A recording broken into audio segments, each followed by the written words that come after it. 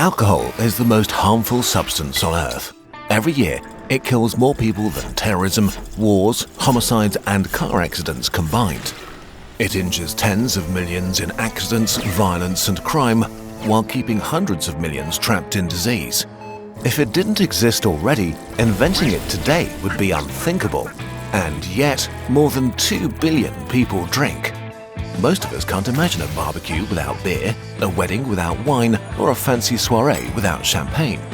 We have a drink at the weekend because it's the weekend, but also after work, when we're stressed and when we're relaxed, sad and happy, at home and outside. Alcohol is kind of a paradox. Why do we cling so much to the thing that harms us the most? You after one drink. Alcohol is a biological weapon that yeast produces during fermentation to wipe out its competition. In alcoholic drinks, it's mixed with water and flavored with everything from fruits to caramel. With just one sip, sextillions of alcohol molecules flood your stomach and small intestine. From there, they head to your liver, your primary detox center, and to other organs like the brain. But your liver can only process about one sip of beer every 5 minutes, so unless you drink really slowly, it will become overwhelmed while an ever-growing swarm floods your brain. Here's where the chaos begins. The legion of intruders fills your brain and starts messing with neurotransmitters and receptors. Their sabotage is so complex that scientists aren't fully sure yet about all their mechanisms. But we know that alcohol numbs your neurons, making them slower, and disrupts their communication. This has several effects. It sedates you, melting away tension and stress. It stuns your prefrontal cortex, your center for decision-making and self-control, making you more disinhibited and prone to say or do things that you normally wouldn't. And it releases endorphins, feel-good molecules deeply tied to human connection. The chemicals that we produce when we laugh, sing or dance with others, and which help us turn fleeting moments into shared memories. So, after a drink or three, the world doesn't only feel lighter, it feels lighter with others. The invisible walls of insecurity around us begin to soften, and you find yourself becoming a little more you. Less afraid to talk, laugh, sing, or share joys and sorrows. Conversations flow easier, smiles last a little longer, and strangers can become friends or lovers more easily. So, for a while, it feels like the weight of being human isn't yours to carry alone.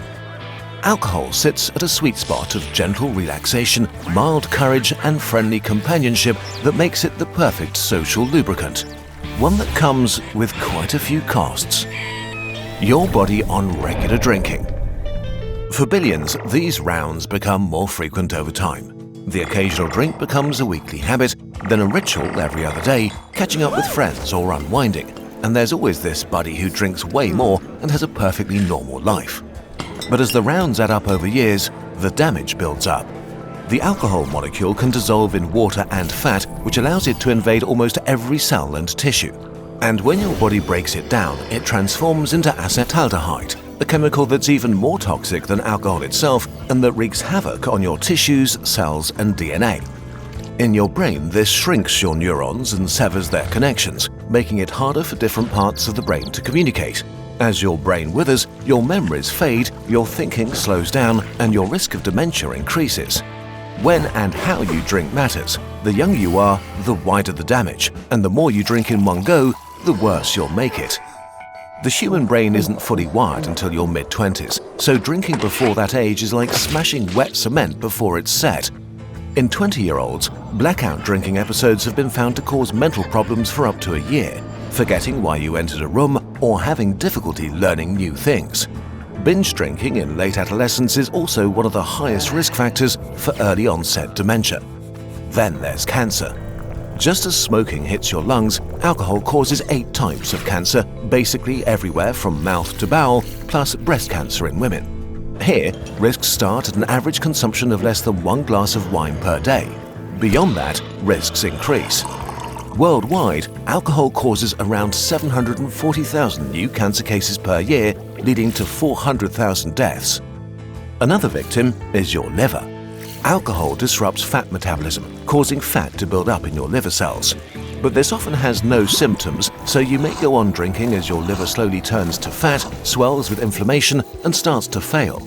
The final stage is cirrhosis. Your liver is full of scars and barely functioning. This might take over 10 years, but once it appears, it's largely irreversible. Every year, 600,000 people die because they have a liver destroyed by alcohol.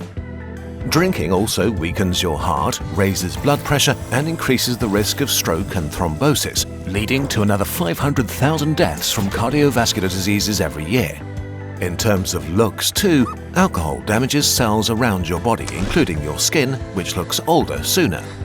And not only does alcohol contain a lot of calories itself, it also makes many people very hungry.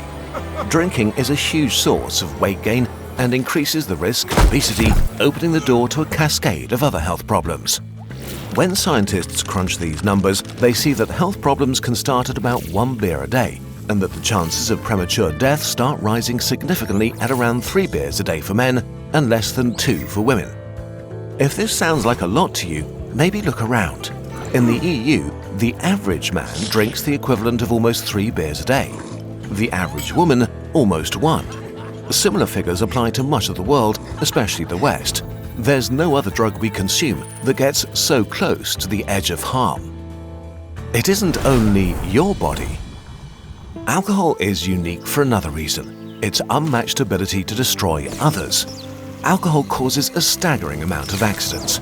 The numbness and disinhibition of a few drinks can morph you into a clumsy critter eager to take really stupid risks on a balcony, at sea, or on the road. Every year, alcohol-fueled accidents kill 500,000 people, 300,000 of them in car accidents. But more than half of the people who died in those crashes didn't drink. They just died because someone else did. Alcohol is also one of the major causes of violence, from fights in the pub to domestic abuse, other brutal assaults, and murder. Figures differ by country, but essentially 50% of all violent crime and sexual assault is committed by drunk offenders. Each year, alcohol-fueled crime kills about 100,000 people. That's a city like Pisa being massacred every year by a drunk mob. And then you have all the non-lethal victims. In England alone, 500,000 adults are injured every year in accidents caused by drunk people. Another 800,000 get hurt in violent attacks by drunk offenders. Zoomed out to the rest of the drinking world, this means that every year dozens of millions are physically harmed by someone else's drinking. The most innocent bystanders are the 600,000 babies born every year with fetal alcohol spectrum disorder, a devastating lifelong condition caused by drinking during pregnancy. Alcohol is nothing short of a global catastrophe. The final toll: the hijacking of 400 million lives. When your drinking escalates to a point that it causes real harm to yourself or others, you've crossed the invisible line to alcoholism. An estimated 400 million people, 1 in 14 adults, are in this territory. The line is very fuzzy and varies from person to person, but if you consistently drink 8 beers per week as a woman, 15 as a man, or 5 on the same day, you've either crossed the line or are dangerously walking towards it. Of those 400 million, more than half have fallen into an even deeper trap: dependence. When alcohol has become something that you physically or psychologically need. In Europe and the Americas, 1 in 20 adults are caught in this web. The stereotype of alcoholism is one of extremes: a homeless person clutching a bottle or an always drunk father shouting at his kids. But it can be far more silent. A US study found that up to 50% of all alcoholics may fly under the radar. They come in 2 main groups: unproblematic young adults and middle-aged professionals with successful careers and families. As one of them, you'll show no antisocial behavior. You'll fulfill your obligations. You'll probably have no diagnosed health conditions. But on average, you'll be having 4 beers a day and will get drunk every week. And neither you nor your family may notice. No one questions a drink at dinner, after work, or at a party. But it's exactly that makes alcohol so dangerous. No other drug is so widely accepted, casually consumed, and easily ignored. So, okay, how did we come to this? A pact with the devil. We made a pact with alcohol to help us solve one of the greatest challenges of being human. Human interaction is messy.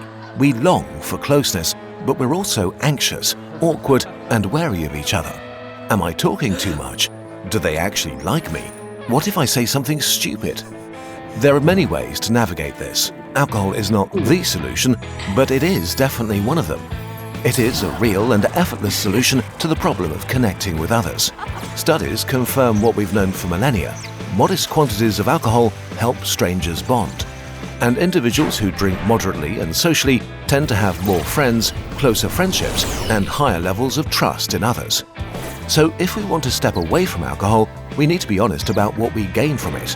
For millennia, we've been giving it our health and years of our lives. And in return, alcohol gave us confidence, connection, and celebration. But right now, this is changing rapidly. Younger generations, and especially Gen Z, are drinking far less than their parents did. In the US, the share of 18-year-olds who have ever tried alcohol has dropped by 25% in the last decades. Binge drinking in adolescence has plummeted by 50%. And even in countries like Germany or France, where beer and wine have always been part of the cultural DNA, alcohol consumption is falling. And that's a victory. Fewer accidents, fewer hospital beds filled, fewer lives quietly derailed. But at the same time, other things have been falling too. The share of young people who see their friends almost every day has plummeted by 50%. Attendance at parties has fallen by 30%. Dating and casual sex have fallen by a similar amount. All while loneliness and mental health issues have skyrocketed. There are many different reasons for this, from COVID to social media. But the shift in which drugs we consume is probably not totally unrelated either. Drugs like weed have gained ground massively, and in contrast to drinking, smoking weed tends to make many people less energetic and likely to do things, more socially awkward, and especially if you use a lot of it, more lonely. Alcohol has been a powerful and influential tool for sharing, celebrating, and enjoying life with others for thousands of years. If the West is on the path to drinking less, we might also be on the path to something completely new. A future where we connect and rejoice without a poisonous chemical crutch, or at least without this specific one. It's up to us to figure out what comes next. There are so many other ways to strengthen your confidence and make connections. By doing the things you're passionate about, by working towards the future, by investing time into your dreams, like starting your own business. With the help of today's sponsor Odoo, a business management software, you can do the first step of starting a new business in 3 minutes. Don't believe me? I bet you $5 and you and I will do it together. You can try Odoo for free by clicking this button here. The first application stays free forever with unlimited hosting and support. Let's select the e-commerce application to set up an online store. Then you just follow the e-commerce configurator. In a few quick steps, your website is ready to edit. Customize everything with an intuitive drag-and-drop editor that feels more like play than work. Adding products is just as simple. Give them a name and set a price. Once the product is created, customize its page by adding images, a description, and adjusting the layout with content blocks. Then it's live. Behind the scenes, you can fine-tune the essentials, taxes, payment methods, and shipping options. And just like that, you're not only online, you're ready to start selling. That's it. You did the first big step. You owe me $5 and you're ready to start your business. But Odoo offers so much more. Applications such as accounting, project management, HR, all the needs of your business centralized on one single platform. You can focus on your project while Odoo improves your productivity and adapts along with your needs and demands. The most impact you can have on your dream within 3 minutes. Just try it out.